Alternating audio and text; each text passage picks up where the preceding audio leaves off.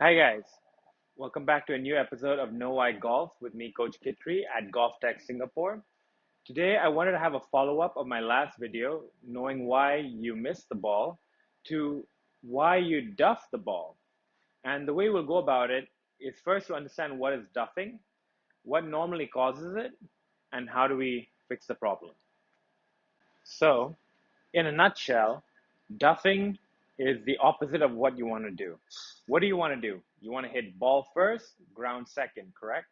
So, duffing is essentially hitting ground first and then ball second.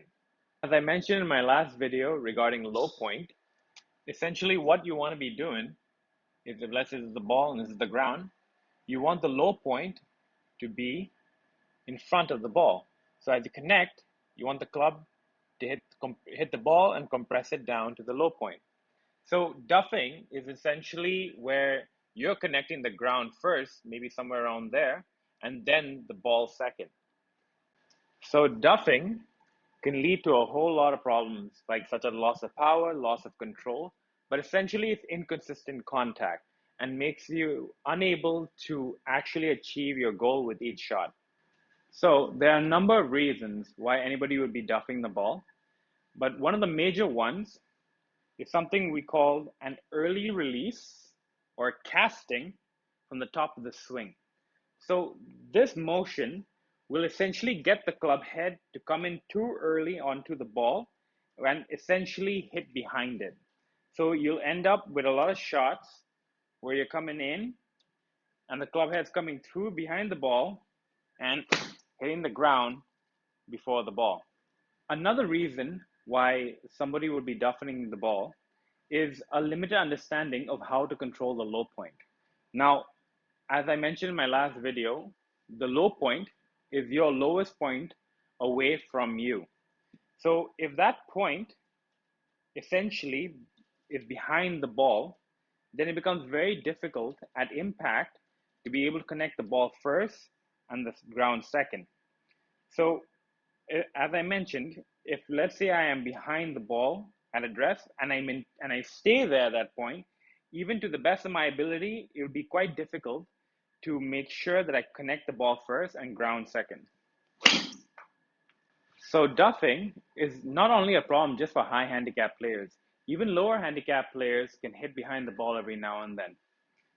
One of the major reasons why they do that is when they take their backswing to the top, from here with the interest to create a lot of power, they push their hips towards the ball, which limits their ability to keep the club in plane.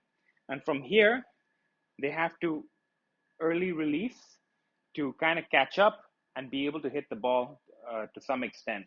But that sometimes does not happen very successfully. And when this early extension happens, they can hit the behind the ball. So one drill to help you get better at making sure you hit the ball first and the low point second is to keep your sternum in front of the ball at the point of impact.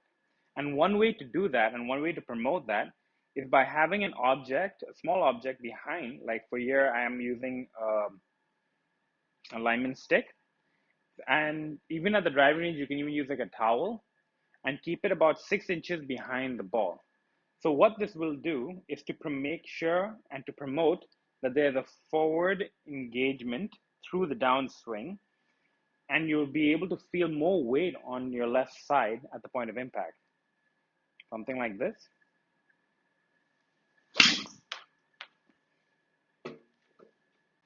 So here I have a noodle to help me show you another solution to help you reduce duffing the ball and be able to engage a more solid contact.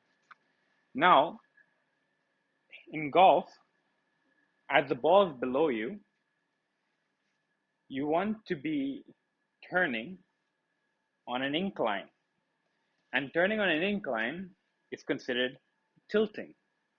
So as the body is engaged and tilted through the ball, it minimizes the club head's ability to reach the ground first rather than you being able to actually connect the ball first, then hit the ground second. How this looks like with a club in my hand is by ensuring my right shoulder passes the ball before the club head reaches. Now, will that necessarily happen? Not really, but the thought process definitely helps.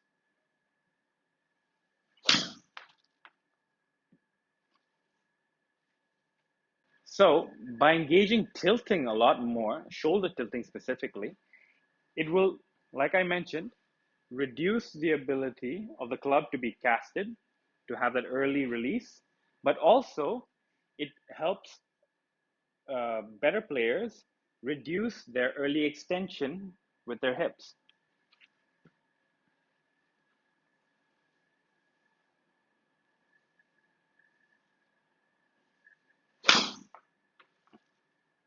So to help develop shoulder tilting through the ball, I have something called the 1-2-3 drill. Where firstly, when you set up the ball, you keep your weight on your left side, your sternum forward of the ball. Then you take swings using your and emphasizing your shoulders to controlling the swing.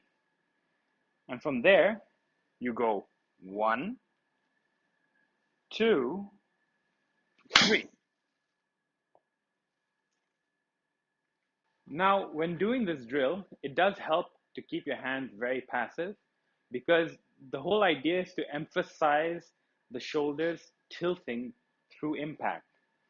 And it helps to also have just a half backswing to ensure that the focus is made through the ball. 1, 2, 3. Truth be told, shoulder tilting is quite difficult for a lot of people, but that doesn't mean that they are unable to do it. A good drill to help practice, especially when you're at home, is, and you can use a wall to help control your head from moving around, is taking a posture with your head on a wall, if need be, and trying to get the noodle or a club to point down to the ground on both sides. So not this, but this.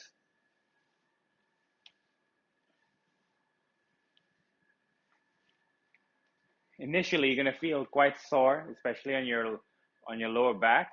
But as you improve, you'll be able to use this in your golf swing. Well, guys, I hope you enjoyed the video. If you did, you can like and subscribe. That way, as I continue to be making videos, answering more whys that are happening in golf, you'll be able to know the answers.